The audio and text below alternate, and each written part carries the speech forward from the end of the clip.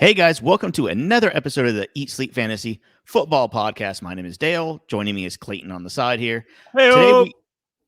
jeez, we're gonna talk I'm ready. about we're gonna talk about Tua today, Clayton. It's gonna be a lot of fun.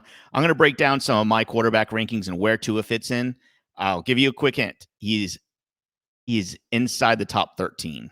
Just a quick little hint. So stay tuned and listen to what we have to say because it's gonna be really fun.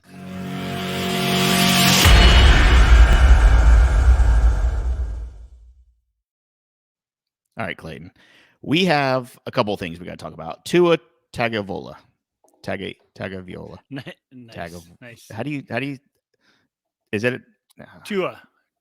We're just gonna say Tua. I never say his last name. Look, if you think you know you're saying his name right, you're probably not. So before you start judging and giving me comments and sending us tweets that we're idiots, the way you're saying it is probably wrong too. So it's always good to start off a show yelling at your audience. All right. A couple things I want to talk about Tua really quick, Clayton, and you give me what your opinion is. The biggest thing, of course, when I'm ranking Tua this year, it's going to be what changed since last year, right?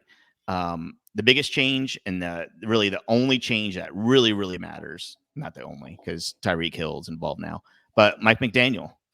Mike McDaniel is a good offensive coach. If you guys don't know, I'll give you a quick little tidbit on him. Mike McDaniel spent 15 seasons in the NFL.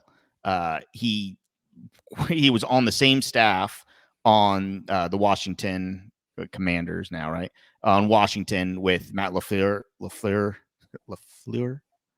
Sean McVay, and Kyle Shanahan. He was on that same staff. What does that staff have in common, you may ask, Clayton? Offensive powerhouses, right? All three of these teams were very offensive heavy, and that's exactly what Miami needed, right? Of course, the teams can always improve defensively, but really where they fell short is offensively. Tua averaged just only 204 passing yards a game, maybe around 14, 15 fantasy points per game, which isn't enough, right? If you're going to be a good NFL team. And I know we're talking about fantasy here, but only 200 passing yards a game, it's not good enough for fantasy or for real life quarterbacks, right? Well, and the fact is they didn't really have a running game, which is you would think that they would be a lot more pass heavy.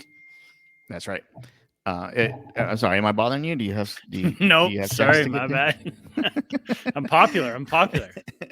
No, so the main point here is Mike McDaniel is only going to help this offense, right? I don't know how he's going to coach the defense. I don't have a lot of experience knowing how exactly he's going to coach the defense here, but I do know that it's going to be much more offensively focused this year. Did I tell you that he seems young, right? He's only 38 years old, but he spent 11 years in the NFL. I'm sorry, more than that. He spent 15 seasons in the NFL. That's crazy. Yeah. So, and he seems young. Like I said, he's 38, but he's been in the NFL for 15 years. So he knows the business. I don't know. Okay. Before we go on to rankings, there are a couple of things. One, the run game is obviously going to be much better, right? We talked about that before. The 49ers last year showed that they could be really innovative in the run game, especially if you have some dynamic pieces, which Miami does. They have a few running backs that are more than capable. Raheem Mostert, the most recent addition, just fast fantasy fast football player. I don't know what I'm trying to say. But then also you have Jalen Waddle, who had his share of handoffs and runs. You have Tyreek Hill, who's great in the open field. So there's a lot to be excited about in this offense. What does that mean for fantasy? I just want to focus on Tua today. With his weapons, Waddle, it was his rookie season, over 100 receptions, 140 targets, over 1,000 yards his rookie season. The rookie season's the hardest for wide receivers, and he picked it up pretty quick. I'm guessing that Waddle's target share is probably going to stay about the same. And, of course, you're adding Tyreek Hill to the mix to get all the other stuff. There's a lot of weapons, and then Mike Gesicki as well. So Tua has a lot of weapons on the field with him as well as a head coach. Where do you think Tua ranks among quarterbacks in fantasy this year? Because I personally have him at 16, but lot of with the people do. chance of moving up, now that I've done a little bit more research as far as, a lot of people have been saying, who cares about Tyreek Hill being there? Like Tua can't throw a deep ball or anything like that. But in actuality, the more research I did, he actually wasn't that bad going. He can't throw a very good deep ball up the middle. Like he's very kind of, to me, it just doesn't work for him. But outside to the sidelines, I think he's a much better quarterback. He did throw for over 400 yards to the outside of to his outside receivers last year, and on deep balls, I think I saw a percentage of, as far as big time throw percentage of about 20% outside the hashes, where Patrick Mahomes percentage was 24%. So really, Tua, I think with having two guys like that with speed on the outside, I think it's going to be. I think Tua is going to be a way better quarterback than what we saw last year, and I just think he's finally going to. I think with McDaniels, I think he's going to be like kind of unleashed a little bit. You know what I mean? He doesn't have anybody behind him. Like, Yeah. he has the confidence in the coach. Yeah, and he's got weapons around him now to. If he doesn't succeed, then I don't know. Maybe everybody was right at the get go. Now he played well. That what was it, a 7-game win streak last year. He was playing well, and at least well enough to help manage his team when he wasn't throwing for a ton of yards or a ton of touchdowns. He was still managing the game, and that's what you want from a young quarterback, right? To start off and let him get his legs under him. So yeah, I'm excited. Don't forget, I don't know if I just said this or not, but Jalen Waddle, 13th best wide receiver last year. 11 games with double-digit fantasy points. I mean, I have him in my top 10 this year in Dynasty rankings. So if you have these wide receivers, ranked so well, the quarterback's going to benefit from that. I have Tua at number 12 right here, and I think he can get to number 11 because I have Watson one space ahead of him. We're not going to get into that right now, but it's very possible Watson something happens. So here are my quarterback rankings, and you tell me where I'm wrong. Tell me where to stop, okay? Okay. Josh Allen, Justin Herbert, number 2. Patrick Mahomes, number 3. Joe Burrow, number 4. Kyler Murray, 5. Dak Prescott, then Stafford, then Hurts. Ooh, Stafford, that's yeah. I mean, yeah, I do. I struggle with Stafford a little bit. I'll be honest with you, but I put him there. Hurts, Rodgers, Watson, then Tua at number 12. I don't see, and the only reason I'm putting him at 12 is because I don't see that Russell Wilson. I understand it's, I don't see how Russell Wilson's a top 12 quarterback next year. Trey Lance, there's going to be some bumps and bruises. I think he's going to be a good quarterback. I still have him at 14, but I don't think he's going to light the world on fire and be a number 1 quarterback.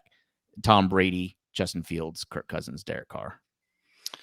Yeah, I'm on board with you around obviously some of our guys are flip-flopped a little bit, but sure. Like I said, I have him at 16 right now, where I do have. So you have Brady over him. Yes, and I also have Mac Jones over him. Mac Jones needs to be moved up my rankings. Yeah. So I mean, I got to look at this a little bit more, but I definitely can see him being. I don't think I'd have him in the top 12, but I definitely will have him within probably get him up to about 14-ish, probably. So move him up a couple spots. Would you, if you really think about it, you're going to put Russell Wilson ahead of him? As of now, even when I do move him up, yeah, Wilson will be one spot ahead of him at 13. 13, I recently have Wilson at. Interesting. Okay. All right. I like what he's got going for him down in Denver now with the receiving core. I mean, he had good receivers in Seattle, but just all around now you got the running games going, and your receivers are unreal. We need to do a podcast of Javonte Williams. Yeah, I think we're both going to be really high on Javonte Williams, aren't we? Oh, I'm very high on Javonte Williams. Yeah. Only if Melvin Gordon doesn't sign, though. That's the thing. Yeah. That's the biggest thing. Right. That's going to be interesting. Next week. I do want to mention really quick. Do you know what statistical category? I have trouble with words today. I'm sorry. Do you know what category Tua actually led in the NFL? Run pass option. He was. He led the NFL in passing yards and yards per attempt on RPO plays. So, what does that mean? I think he's only going to get better this year because the run game will get a little bit better. The offense is going to be a little more dynamic. And he has another wide receiver in Tyreek Hill to get the ball to. I might move Tua up. I don't know. I might move him up to like 10, 11, actually. I mean, the fact that this offense is just going to get so much better and he's going to be a big part of it and a big product. And I think now that Miami does have a better O-line now this year too. So I mean, as long as he's going to be protected better than he was last year, it's going to give him a little bit more time to figure out what he's going to do there. I could definitely see him maybe moving up to.